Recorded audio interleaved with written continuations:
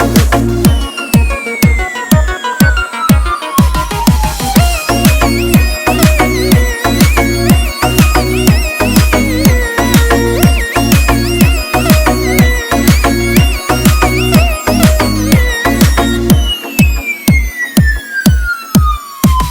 Əfsam aşiqdir tutan bu mövzunu, Nuridə eyləyir gözəl arzunu.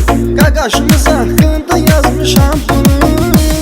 O Nuridir beynaqanlı balasıdır, qaqaşımızdır ürəklərdə qalasıdır.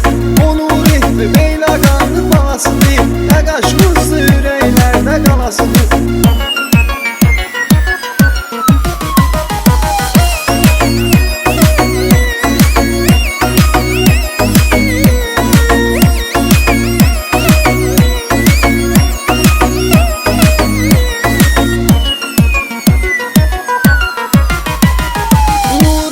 Sadə aparmış özü, ikinci şah sevəndə asmış özü.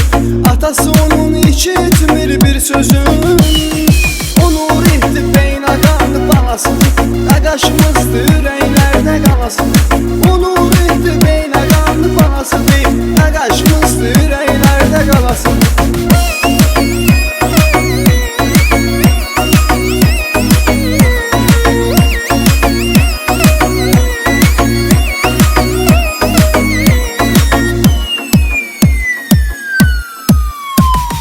Mahnı yazsam hələ az Nuridə, özü dedi yaz ehtizat az Nuridə.